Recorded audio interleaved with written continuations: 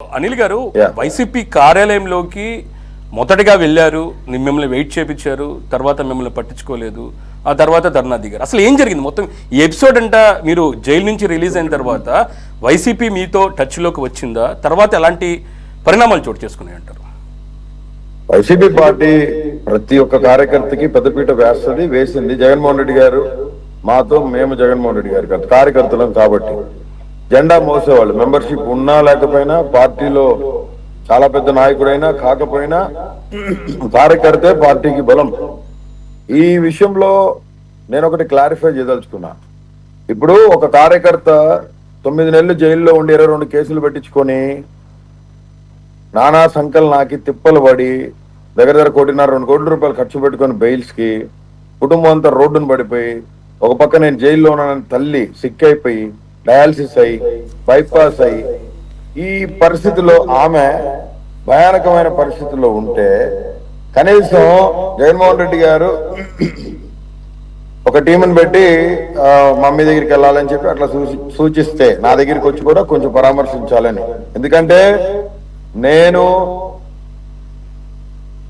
వైఎస్ఆర్సీపీ మద్దతుదారుగా సపోర్టర్గా ఉన్నా.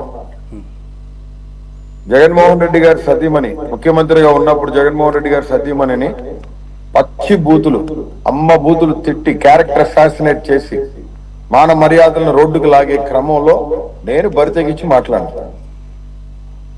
ఎందుకంటే నా అక్క జోలికి వస్తే నేను ఎక్స్ట్రీమ్ కన్నా వెళ్తా ఖచ్చితంగా. నేను అక్కగా భావించే సోదరి భారతమ్మ గారు మన ముఖ్యమంత్రి గారు సతీమణిగా ఉన్నారు, అప్పుడు మాట్లాడారు కాబట్టి మనం కూడా వెళ్ళినాం. దానికి జనసేన వాళ్ళు టీడీపీ వాళ్ళు జైలుకి పంపించినారు 9 నెలలు. జనసేన టీడీపీ స్టాండ్ తీసుకున్న కారుమూరి వెంకటరెడ్డి జనసేన కార్యకర్త, టీడీపీ కార్యకర్త, మరి పాపం తెలియదు, లేకపోతే వాళ్ళు ఏమన్నా ఇతన్ని బై చేసుకున్నారో నాకు తెలీదు.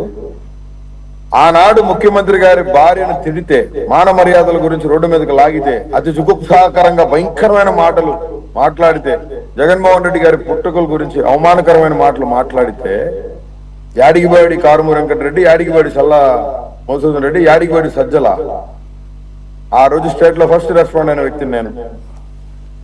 ఆ పొద్దు మేము వాళ్ళ మీదకి పోయినామని మా గవర్నమెంట్ లోనే మా మీద కేసులు పెట్టించాడు సజ్జల రామకృష్ణారెడ్డి. పోలీస్ కేసులు పెట్టించాడు, మాకున్న గవర్నమెంట్స్ మీద వెరిఫికేషన్ పెట్టించాడు. ఎందుకు? కొంతమంది ఆయన చుట్టూ ఉన్న రెడ్ల కోసం. ఇప్పుడు నేను కూడా రెడ్డిని అయితే బాగుండేది, నన్ను ఏమనేవాడు కాదేమో మేబీ. ఎందుకంటే జగన్మోహన్ రెడ్డి గారు ఎస్సీలకి పెద్దపీట వేశారు.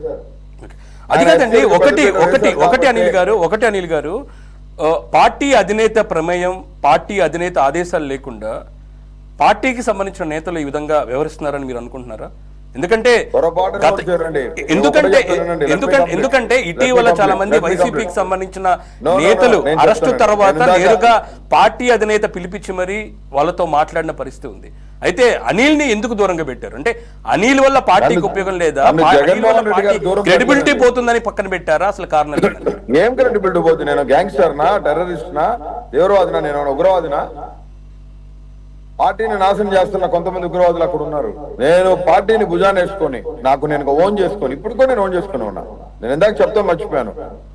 జగన్మోహన్ రెడ్డి గారి చుట్టూ ఉన్న ఒక వలయం సజ్జల రామకృష్ణారెడ్డి అనే వ్యక్తి మెస్మరైజ్ చేసి అన్ని కప్పుపుచ్చుతాడు తప్ప ఏమీ సారదాగా తీసుకుపోడు. ఆయన ప్రజల్ని కలిసేదానికి ఇష్టపడతారు, ఆయన సమస్యలు వినేదానికి ఇష్టపడతారు. దళితులకి పెద్దపీట వేసిన వ్యక్తి జగన్మోహన్ రెడ్డి. దళితులు నా మేనమామలు, నేను మామాని పిలిచే వాళ్ళలో దళితులు ఉన్నారు. నా కుటుంబాన్ని రిప్రజెంట్ చేసిన వ్యక్తి వైఎస్ జగన్మోహన్ రెడ్డి. నేను జైలుకి వెళ్ళి రిటర్న్ వచ్చిన తర్వాత 9 నెలల తర్వాత జైలు నుంచి వచ్చిన తర్వాత నేను ఒక 6 నెలలు 7 నెలలు సిక్ అయ్యాను. నన్ను భయంకరంగా కొట్టారు, 3rd డిగ్రీ ఇచ్చారు. నా L4 L5 స్పైన్ అది కొంచెం డ్యామేజ్ అయిన ట్రీట్మెంట్స్ తీసుకొని ఇప్పుడు కూడా నాకు లెఫ్ట్ లెగ్ నమ్నెస్ వస్తుంది, సరిగా నడవలేను నేను. దాని మీద NHRCలో కంప్లైంట్ ఇచ్చినాము, సుప్రీంకోర్టులో పిటిషన్ కూడా వేస్తున్నాం. దాని గురించి కేసు నడుస్తుంది. దాని మీద నేను అడ్వకేట్స్ పెట్టమని వెళ్ళి అడిగితే సజ్జల రామకృష్ణారెడ్డి తెలియకుండా మేము పని చేయలేమని నీ విషయంలో పగబట్టి కక్ష కట్టి, ఈ విషయం జగన్మోహన్ రెడ్డి గారికి తెలియదే. YCP legal cell Manohar Reddy నాకు చెప్పిన మాట, ఓ మనోహర్ రెడ్డి, పొన్నోలు సుధాకర్ రెడ్డి నాకు చెప్పిన మాట. వానికి తెలియకుండా ఏమైనా చేస్తే మా జీవితాలు సర్వనాశనం చేస్తాడరా, నువ్వు వెళ్ళి మాట్లాడుకో ఒకసారి అని చెప్పినారు.